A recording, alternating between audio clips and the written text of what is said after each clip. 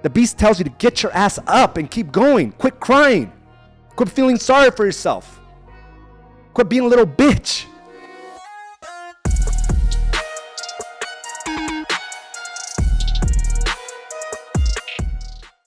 Welcome to another episode of Mindset Mastery. I am your host, Araujo, and I do want to welcome you to a special edition of Mindset Mastery.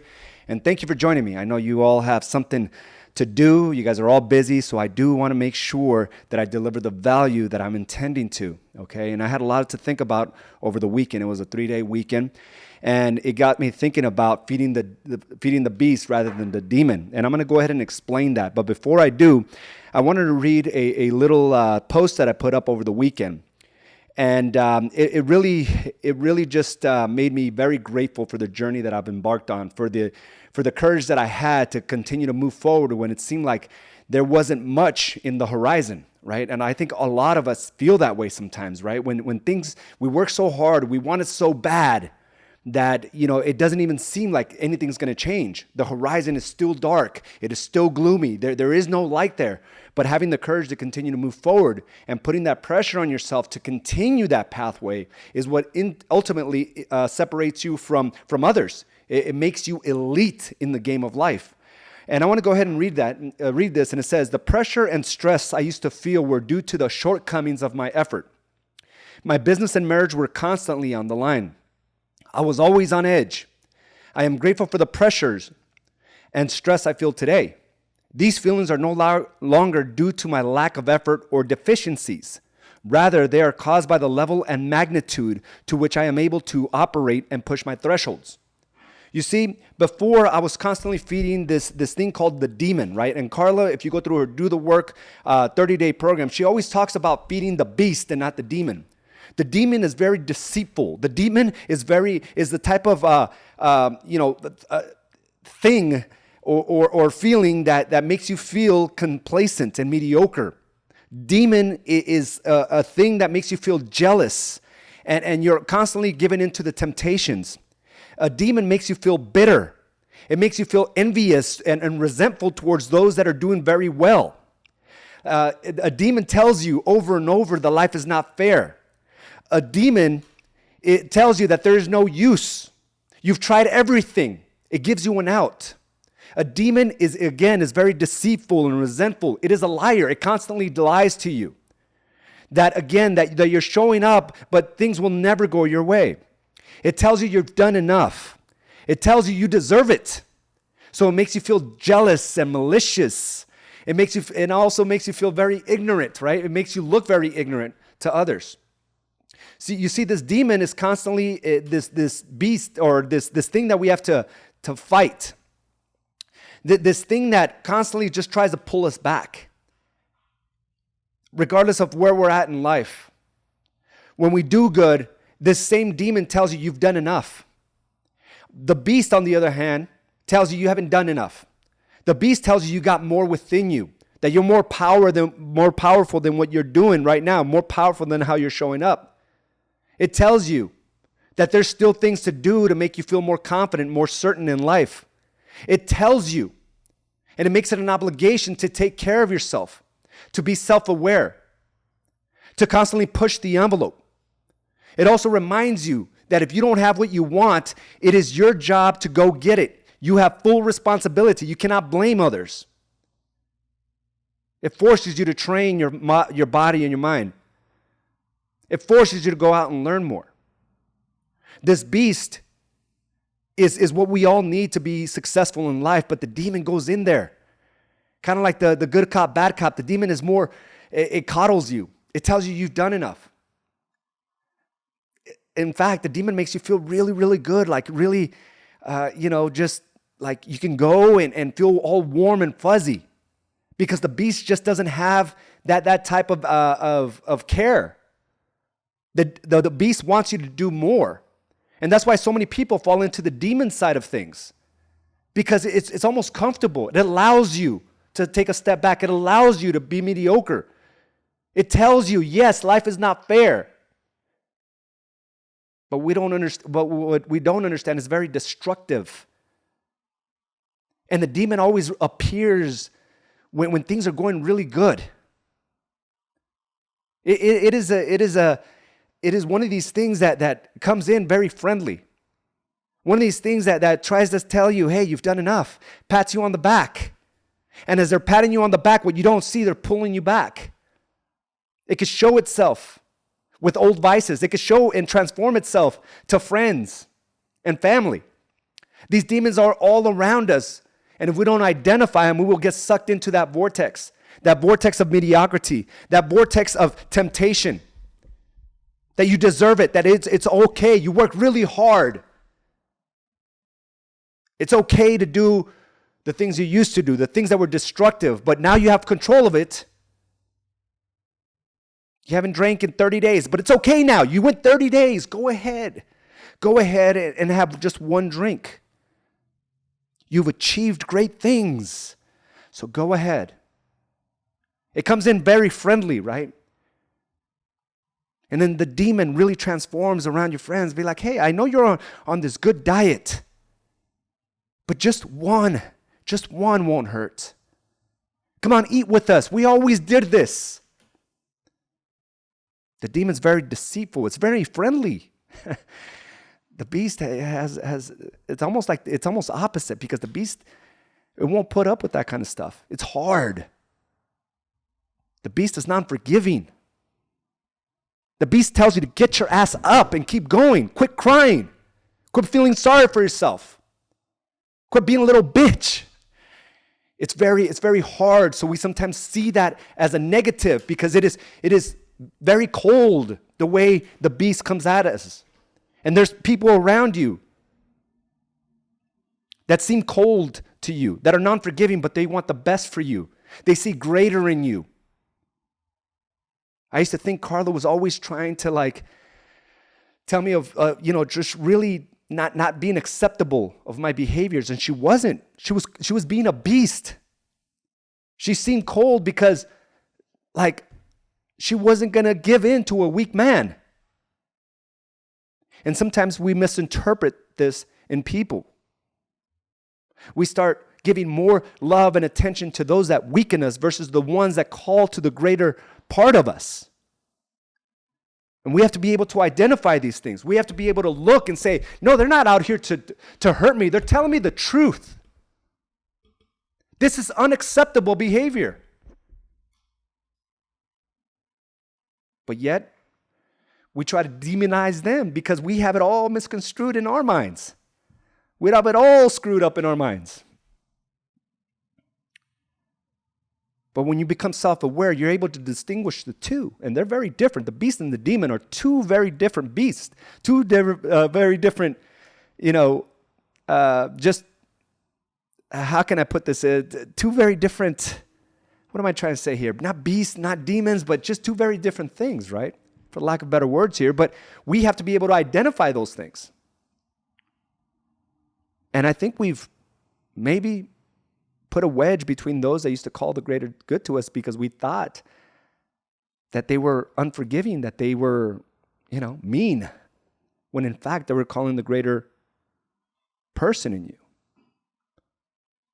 So distinguishing these two things, the beast within you and the demon within you, I think it's crucial in being able to really prosper long term. Being in competitive sports and watching my daughter be in competitive sports, both of my daughters, right? I see how the beasts and demons are either growing or festering within these girls, these individuals, right? These volleyball players. And my daughter had a rough season last year. She didn't get a lot of playing time in her. She made the school varsity team, and she made one of the top teams here in Arizona for her club league, and she just didn't get a lot of play.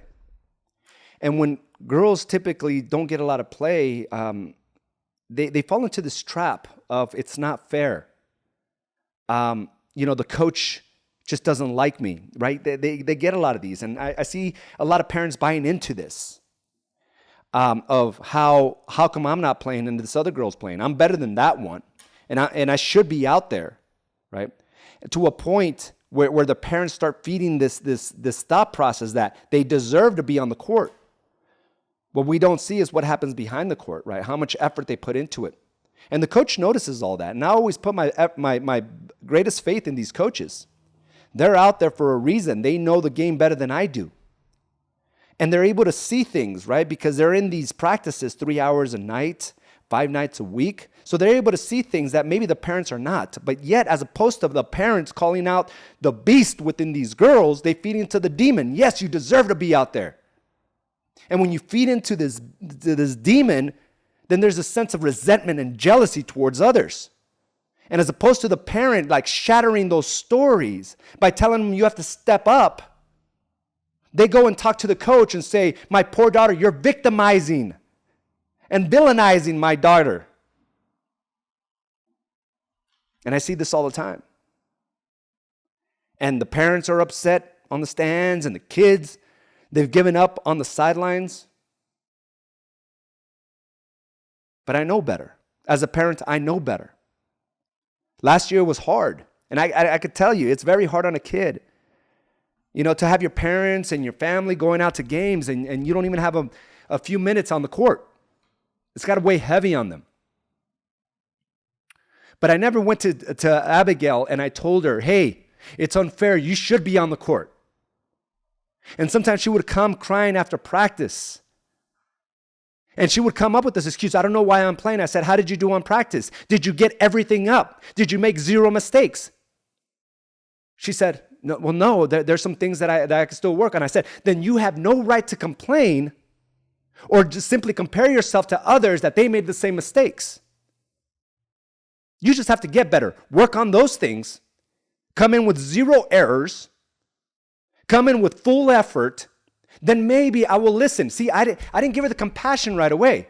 I understood. And it's damn if you do and damn if you don't, right? Do you think maybe I should have called her? Oh, it's okay, baby. Yeah, your coach just has it in for you. You are better than this girl. What do you think that's going to do for her in life? She's always going to fall on that life is unfair. That someone's out to get her. That's feeding the demon. And that bruised jealousy and resentment. Instead, said, you got to go back out there. Make those 0 mistakes. What are you doing outside of practice? And at first, I think she may not be listening to me. She wants somebody to be like, it's okay. And maybe that's wrong in my end. But where she sits at today, I think I did the right thing. I think I did the right thing, and I'll tell you why. Because at the very last game of the season last year, she says, Dad, I am going to grind. She told me those exact words. I am going to grind all summer. And grind she did. She needed to feed the beast and stop listening to the demon. Listening to the demon is easy. Blaming someone else is easy. Succumbing to the fact that somebody's trying to hold you back is easy. Taking self-responsibility, that's only something a beast can do. And she said, Dad, I'm going to grind all summer. And grind all summer she did. She was in our backyard in her home gym 6 to 7 days a week. 6 to 7 days a week. On the weekends, she was out there grinding. She would even make her own workout plans. Carla would set some of them up for her as well. And what this did is it built her confidence. It built the certainty. She pushed her thresholds. She would come in and say, Dad, I can't believe I lifted this weight. The very things that Carla does for her Do the Work program. It almost like lights something up in everyone's minds. That I am better than what I thought I was. That maybe life is not working out the way I want it because I constantly was feeding the demon. I was constantly giving in. I constantly became bitter and jealous as opposed to bettering myself and understanding there's more within me. Grind she did. This year, she made as a junior, she made the varsity volleyball team again. But here's the best thing about it. When you're confident about yourself, it just exudes to others. You take on a leadership role. People understand. People will listen because of the work that they didn't see. They just don't know. They just think you're a natural born leader when in fact you conditioned yourself through hard work and dedication. Abigail is not the captain of the varsity ball team. The captain of the varsity volleyball team for her school. The same individual that was sitting on the bench last year. She could have gave in to the demon tendencies that she's too small, that players are better than her, or that she should deserve to be there. When in reality, all she was doing was meeting the status quo. And it happens with businesses all the time. You think by doing what everybody else is doing should constitute you making more money when in fact it doesn't. You're just doing what everybody else is doing. It's the things you do behind the scenes that will make you great, that will make you elite, that will make you a player. AZ, I marketed all week. You put one video a day. How is that going to separate yourself from the competition? The competition, they're beasts. They keep going.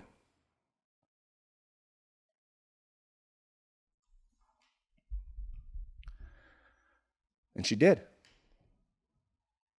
I didn't give in to those demon tendencies thinking that life is not fair.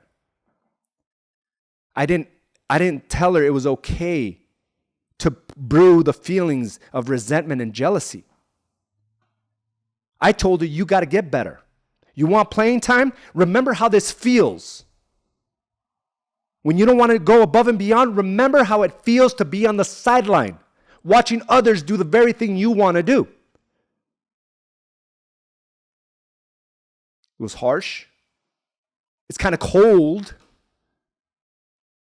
But I always tell her, look at me and mom. What do you see? And I'll tell you what she sees. When things don't go our way, we still go. When things are good, when they're great, we still go. We don't say, oh, okay, well, things are going good. Awesome. That was great. That was a good run. Let's celebrate. The common denominator is we go. And that is a lot of problem with people in our industry. There's peaks and valleys because the demon sets its foot in your mind that it's okay to relax. It's okay. You deserve it. You've worked so hard. It makes you forget your past. It makes you forget your pain. The frustrations, the financial problems you had before. It makes you forget all of that. Go ahead, take some time off. You've made it. So now with my daughter, captain of the volleyball team, getting all the playing time she dreamed of. Doesn't even walk off the court.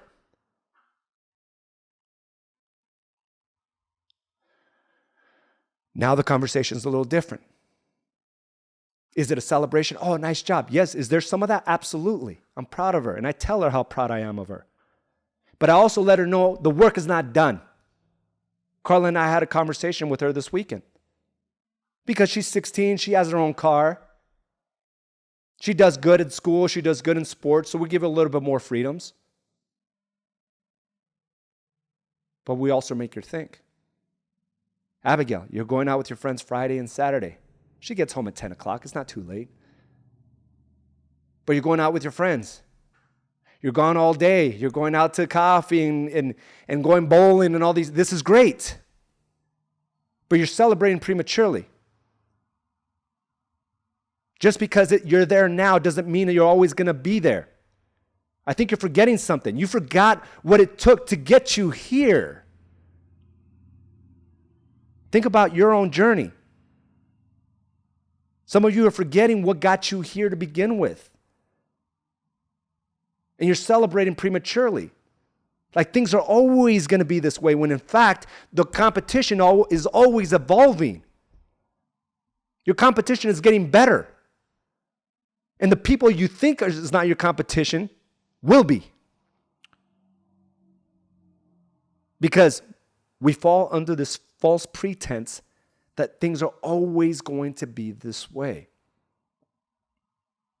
So I tell her, Abigail, and Carla had the same conversation. Said, it's fine and dandy. I'm happy for you. You're doing great. But don't forget what got you here.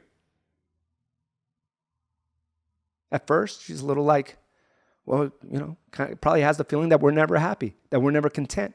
She can never do enough to make us happy, but we understand the game of life. There is no arrival point. And as quickly as you built it, it could all fade away. The world is evolving, the competition's always getting better. And she said, well, Dad, I'm already going to practice 5 days a week. I said, Abigail, that's what everybody else is doing. That's what everyone else is doing. What you don't see is that small fraction of individuals that are doing more than just that.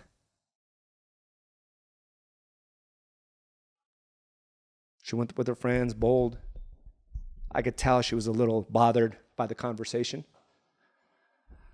She calls Carla and she says, Mom, I get it. You're right. I get it. And I'll tell you why she gets it. Because we speak 100% out of integrity. She sees us doing the very same things we're telling her to do. We're not telling her to do anything else more than what we do. I'll tell you when kids don't get it. When you try to tell them something you don't do, they see you as a joke after a while. You should eat healthier. When the parents are 60, 70 pounds overweight, they don't eat healthy. So how are they going to take that into consideration? All that does is put a wedge in the relationship. Because the parent's too ignorant to be able to see their own behaviors. She sees that. And yes, I'm very happy for her, but there's more within her. I'm trying to prepare her for the game of life. That if you want something, you work your ass off. And you continue to work. And part of that is feeling powerful because you're feeding the beast on a consistent basis. It makes you more certain, more confident. It allows you to do the right things. It makes you stand up for yourself. When the demon gets a hold of you, you're willing to let the certain things go. But a beast makes you self-aware.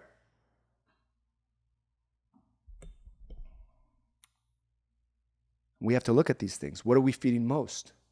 Is it the beast or is it the demon within us? And I think we've all been in a place where the demon kind of takes a foothold and it seems like that's just being normal.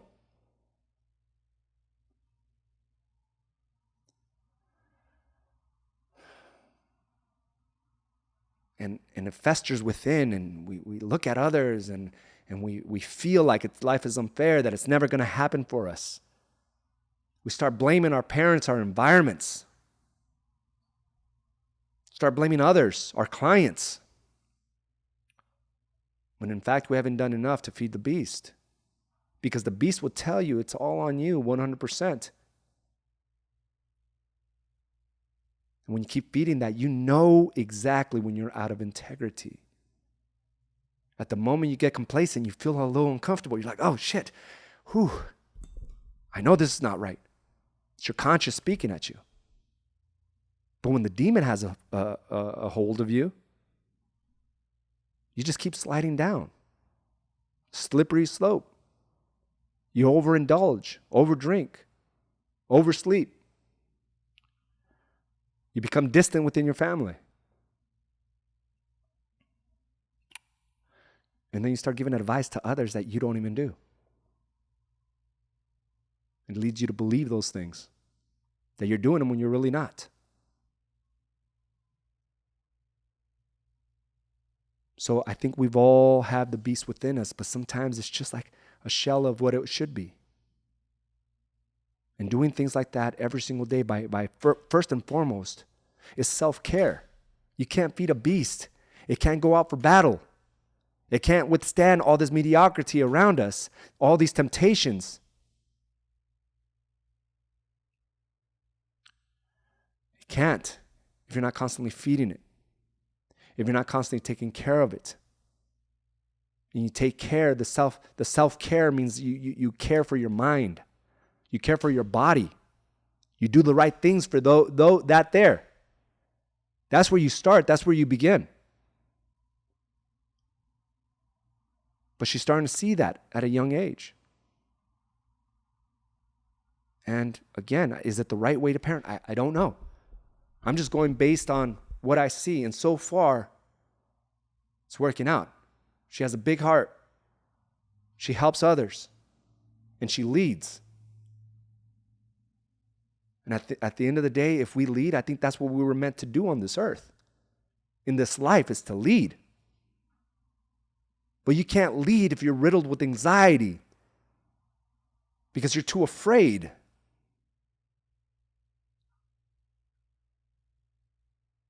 You lead when you feed that certainty within you and you take a stand for yourself. Anxiety is when you let things go, when you let people walk all over you, when you're afraid. We combat that by self-care on a constant basis with the certainty and love for yourself. So yeah, I'm a proud dad. But I know the competition is constantly getting better. Same thing for my business. Yeah, I'm proud of what I created, but it doesn't mean I stop. It doesn't mean I celebrate. It means I take a moment to appreciate. And there's a difference. And if you constantly find yourself celebrating, listen. You're letting the demon get in. Appreciation is different. You're feeding that beast. You're reminding yourself, man, when I work hard, when I'm focused, I can accomplish great things, but this is only the beginning. So start looking at your own tendencies here. Start looking at, it might be your best year, but if you're finding yourself celebrating a little too much, don't feed that demon. That demon's already giving you that pat on the back. That demon's coddling you and telling you it's okay. You deserve it. You've earned it. You're doing better than this person. You're doing better than that person, so you're good. Put your feet up. You have more money than you ever made. You're awesome. It's like these yes men, right?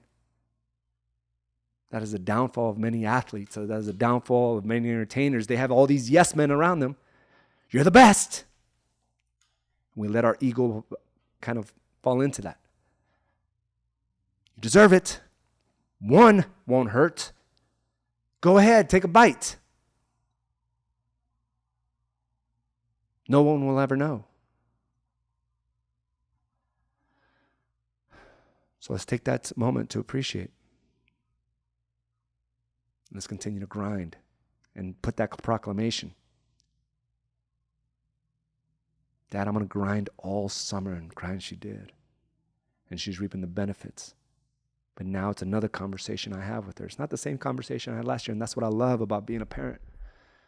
That's what I love about self-awareness. We're not having the same conversation. It's a different conversation. And these are all life lessons that's going to give her the edge, that will give you the edge in life. So self-care, self-awareness, let's start there.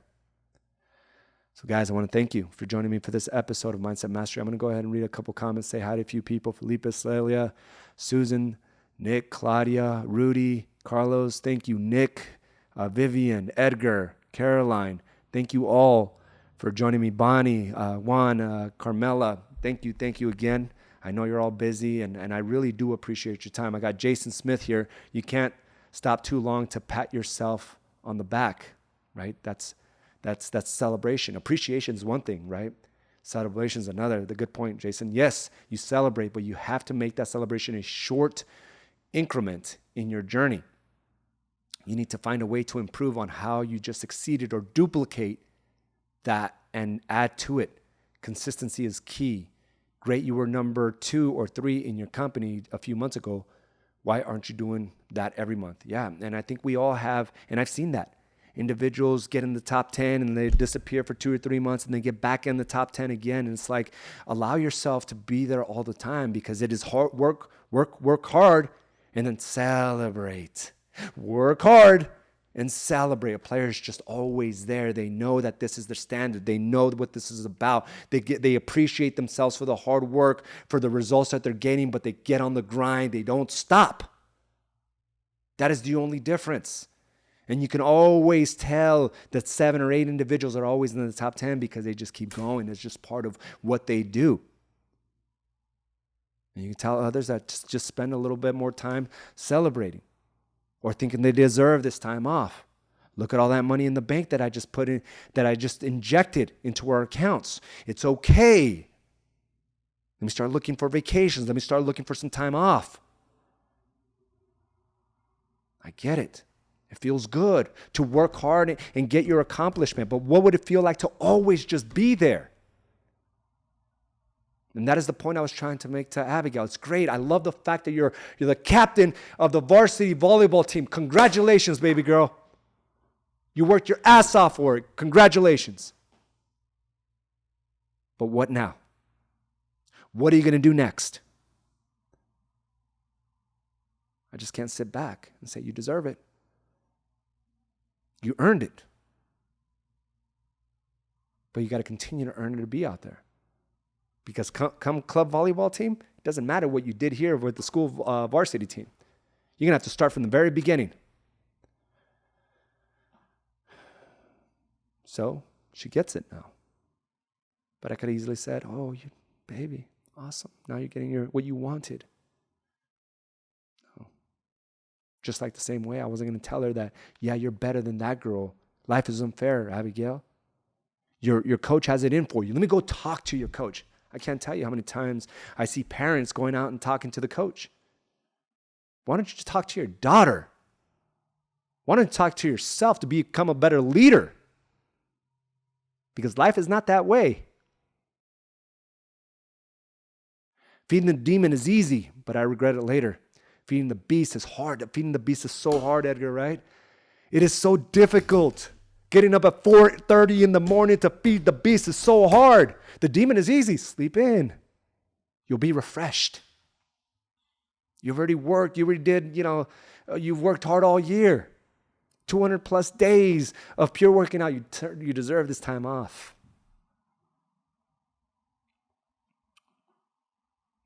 But after you're done, you feel like just that. And then you start feeding these other thought processes because you stop working out. You start looking at other people that did. And then you start looking at their businesses. And then you start feeling really bad for yourself. And then you start beating yourself up and thinking life is unfair and it's never going to work for you. And it's like it started with the first decision. You decided to sleep in. That's where your negative thoughts come from. But we don't see that. So guys, I hope you continue to feed that beast within. We all have it. Let that be the forefront of our character. We're beasts in whatever we do, in all we do. Let's go out there and kill it. It is your responsibility. It is your duty. Thank you again for joining me for this episode of Mindset Mastery. I will talk to you soon. Have a great day, everyone. Thank you for joining us for this episode of Badass Agents Podcast, brought to you by AZ & Associates and Do the Work Coaching and Consulting. You can watch this and other episodes by subscribing to our channel on YouTube or by visiting us directly at badassagents.com. And of course, you can listen to this episode and many others on your preferred podcast provider.